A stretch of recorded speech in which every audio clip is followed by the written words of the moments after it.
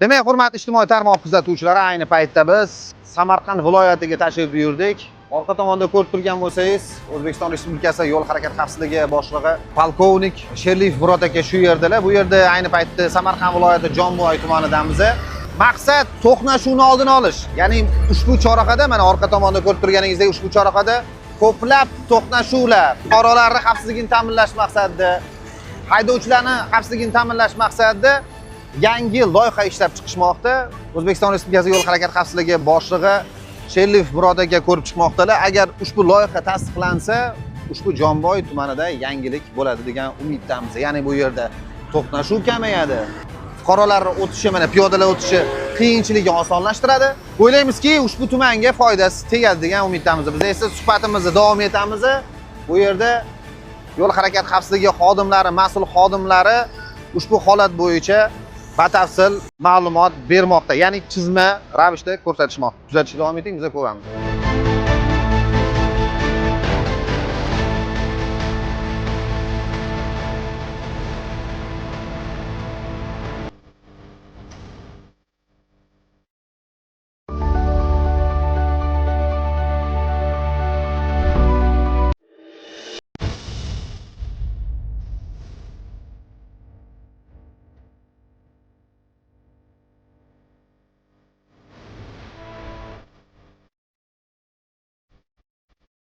Demak, hurmatli ijtimoiy tarmoq kuzatuvchilari, ayni paytda biz Samarqand viloyatiga tashrif buyurdik. Orqa tomonda ko'rib turgan bo'lsangiz, O'zbekiston Respublikasi yo'l harakat xavfsizligi boshlig'i polkovnik Sherliyev Murod aka shu yerdalar. Bu yerda ayni paytda Samarqand viloyati Jomboy tumanidamiz. Maqsad to'qnashuvni oldini olish. Ya'ni ushbu chorrahada, mana orqa tomonda ko'rib turganingizdek, ushbu chorrahada ko'plab to'qnashuvlar, fuqarolarning xavfsizligini ta'minlash maqsadida, haydovchilarning xavfsizligini ta'minlash maqsadida yangi loyiha ishlab chiqishmoqda. O'zbekiston Respublikasi yo'l harakat xavfsizligi boshlig'i Sherliyev Murod aka ko'rib chiqmoqdalar. Agar ushbu loyiha tasdiqlansa, ushbu Jomboy tumanida yangilik bo'ladi degan umiddamiz. Ya'ni bu yerda to'qnashuv kamayadi. Fuqarolar o'tishi, mana piyodalar o'tishi qiyinchilikni osonlashtiradi. O'ylaymizki, ushbu tumanga foydasi tegadi degan umiddamiz. Biz esa suhbatimizni davom etamiz. Bu yerda yo'l harakat xavfsizligi xodimlari, mas'ul xodimlari ushbu holat bo'yicha batafsil ma'lumot bermoqda. Ya'ni chizma ravishda ko'rsatishmoqda. Kuzatishga davom eting, biz ko'ramiz.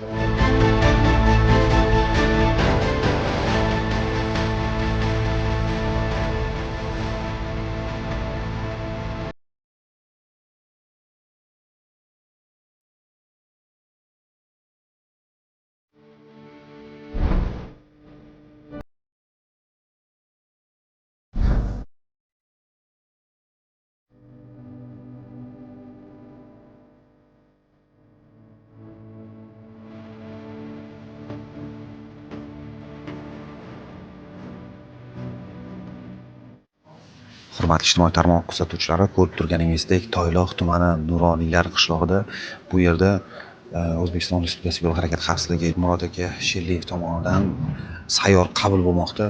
Avvalambor bitta qo'shimcha aytishim mumkinki, bu yerda to'plangan fuqarolar har bittasini o'zining muammosi bor, lekin yechimini topmoqda va bartaraf qilinmoqda.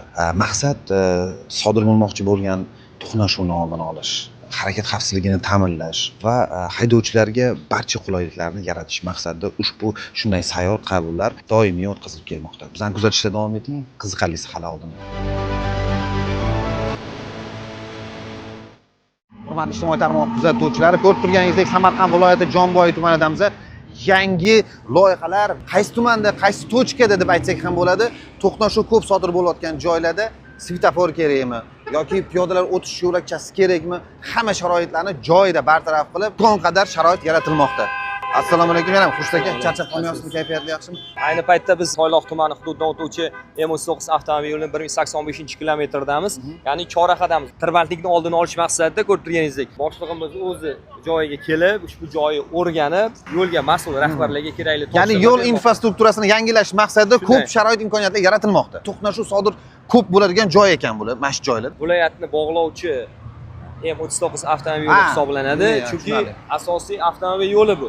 Ushbu yo'lda bu tumandan ham harakatlanib keladi. Asosan Qashqadaryo, Surxondaryo viloyatidan harakatlanib keladi. Toshkent shahardan bu yo'nalishda harakatlanib kelish natijasida o'sha transport vositalari ko'payib, ko'plab travmatikda sodir bo'ladi. Pochtaga yana bitta savolda, mana ko'rib tursiz, svetoforlar ishlamayapti.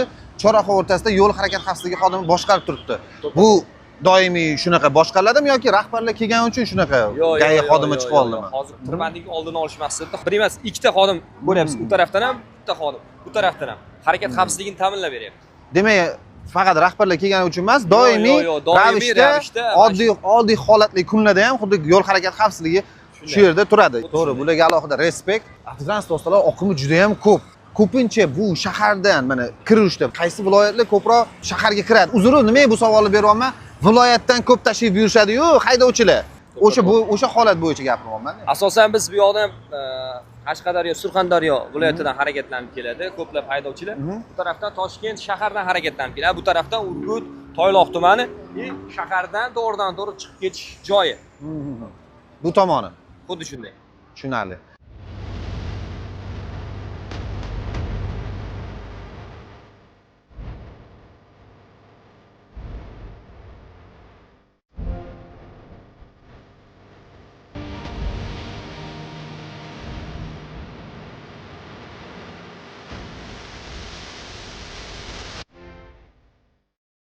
Samarqand shahrida ko'rib turganingizdek, ta'mirlash ishlari juda ham avjida. Bu narsa haydovchilarimizni qulayligini ta'minlash maqsadida qayta ta'mirlashmoqda. Pochtaga ayni paytda qayerdamiz biz? Mana keyingi manzilimizga ham yetib keldik, Bobur aka. Biz ayni damda Samarqand shahar Rudaki ko'chasidamiz. Yo'lda ta'mirlash ishlari aytganingizdek olib borilmoqda. Yo'l kengaytirilib, asfalt qoplamasi yotqizilib, yer usti ko'prigi qurilmoqda. Bu yo'l to'g'ridan-to'g'ri tumanlarni ham bog'lovchi, Samarqand shahriga olib keluvchi Rudaki ko'chasi hisoblanadi. Mana bu yerda yer osti yo'li qurilgan bo'lsa, yaqin orada endi bu yog'i to'g'ridan-to'g'ri yer usti yo'li qurilyapti. Qurilishlarni amalga oshirishdan asosiy maqsad tirbandlikni oldini olish, harakat xavfsizligini ta'minlash hamda yo'l harakati ishtirokchilariga qulay sharoit yaratishdan iborat. Bu yerda mana ko'rib turganingizdek, yo'l harakati xavfsizligi rahbariyat tomonidan batafsil loyiha bo'yicha tanishib chiqishmoqda. Xabaringiz bor, poytaxtimizda bir oydan oshdi Xavfsiz sog'lom yurt oila idorasida reyd tadbirlari amalga oshirilmoqda. Qalay bo'lyapti Samarqandda reydlar? Bobur aka, to'g'ri masalani ko'tardingiz. Mana Xavfsiz va sog'lom yurt oyligi 15-avgustga qadar uzaytirildi. Bu bo'yicha kuchaytirilgan reyd tadbirlari, targ'ibot tadbirlari sohaviy xizmat xodimlari bilan amalga oshirilmoqda. Kechki yo'riqnoma ham o'tkaziladi. Keyingi manzilimiz tungi reyd tadbiri oldi, tungi yo'riqnoma bo'lib o'tadi Samarqand shahrida va undan keyin biz esa sizlar bilan har doimgidek Pochtagan bilan tungi reydga birga qatnashamiz. Qoidabuzarlar bo'lmasin, lekin qoidabuzarlarga qonuniy chora ko'ramiz.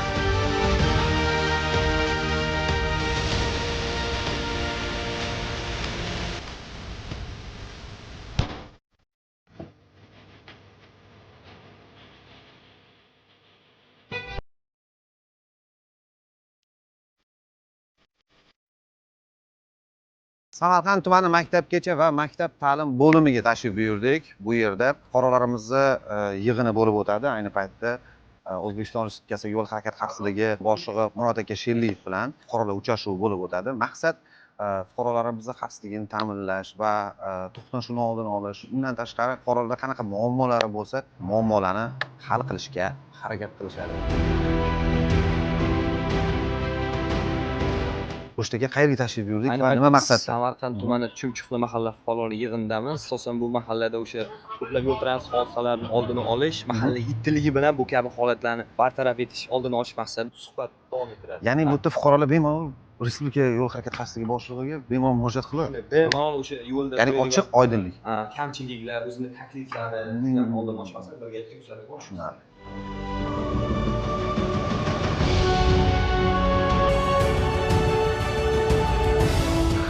Hurmatli ijtimoiy tarmoq kuzatuvchilari, ko'rib turganingizdek, O'zbekiston Respublikasi yo'l harakati xavfsizligi boshlig'i tomonidan ayni paytda mana qizil hududga tushgan mahalla muammolari o'rganilmoqda.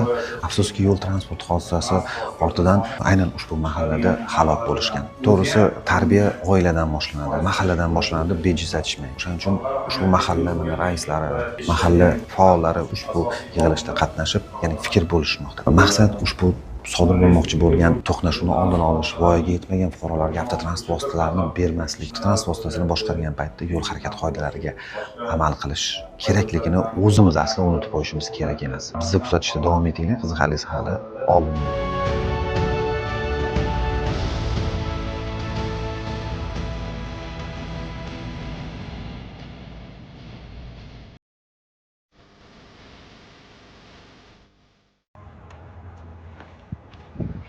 Sola o'rtoqlar.